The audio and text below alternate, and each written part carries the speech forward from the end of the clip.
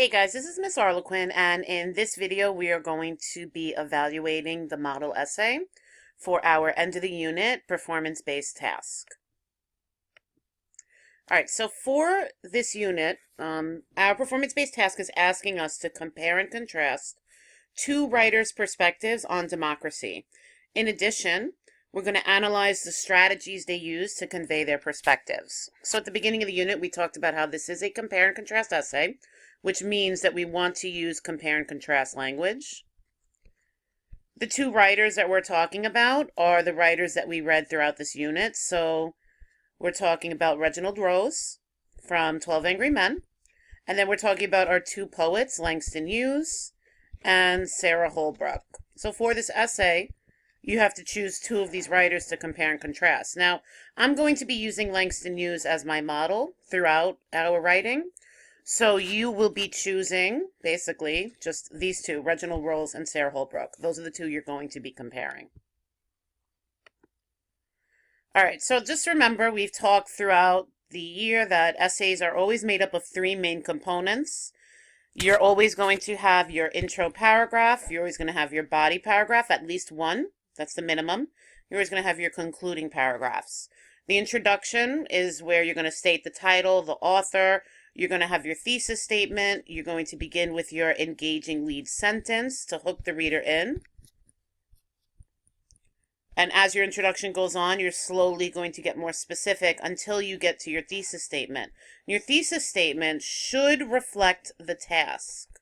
So it's basically like taking the task and imagine if your task was a question, you're answering that question. It's really the same thing we do in our short responses.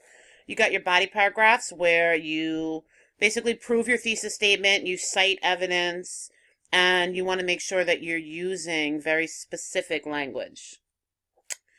And then finally your conclusion, where you're going to restate your thesis statement, you're going to sum up your main points, and you're going to, in a way, mirror your introduction. So at the end of your conclusion, you're going to be bringing it out into the real world and ending with a bang, kind of like a hook. Leave your reader thinking about the topics of your essay. All right, so let's look at our model essay. Both Italian dictator Benito Mussolini and John Adams, the second president of the United States of America, have a somewhat negative perspective on democracy, which is a type of government where power is from the people. That means people vote to give power to candidates and not just letting government choose. Mussolini said, "Democracy is beautiful in theory, in practice it is a fallacy."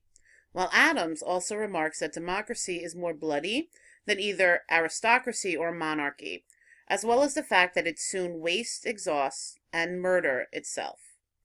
In Democracy by Langston Hughes and Ain't I a Woman by Sojourner Truth, both speakers want equality. However, Hughes uses poetry to focus on the fact that African Americans and people who feel that they are being treated unfairly need to fight together, while Truth's speech publicly addresses the issue of discrimination to a live audience. Although they share the same opinion, the two authors convey their perspectives in different ways. Hughes uses imagery and metaphors to convey that democracy has more problems.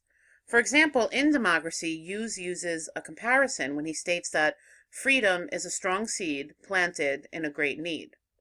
Through this comparison, Hughes is able to convey the growth that democracy needs to go through.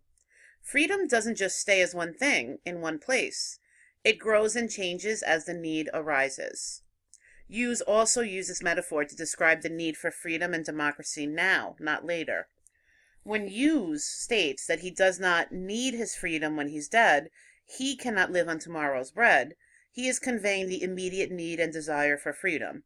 Tomorrow's bread is a metaphor for freedom deferred. Hughes wants freedom to come immediately for all people. Now is the time, not tomorrow. On the other hand, in Ain't I a Woman, Sojourner Truth, a former slave, speaks out against discrimination at a women's convention. In her speech, her voice is full of conviction, and her use of diction helps her develop her perspective. A speech contains no private thoughts, so what we read is what she tells the audience. Truth frankly describes brutality she suffered. Her forceful language joins people in a shared message. She publicly demands her half-full measure. She has the courage to ask people who enjoy privilege to turn the world right side up again. The strong diction emphasizes her message and helps persuade her audience members to join in the fight to bring equality and freedom to all. Hughes and Sojourner Truth share a similar point of view. They both want equality. However, Hughes' speaker is willing to take action of helping for good right away. Truth's speech makes an optimistic demand for change. Using different literary formats, the two authors reveal their own perspectives about the importance of equality in a democracy. These two authors make us consider the importance of freedom in a democratic society. They ask us to consider the power of democracy. In the end, is democracy a good system, or will it, as Adam said, murder itself? All right, so now it is time for you to annotate your model essay. So I want you to follow the annotation directions on the right side of the essay. Be prepared to share out during the beginning of tomorrow's class.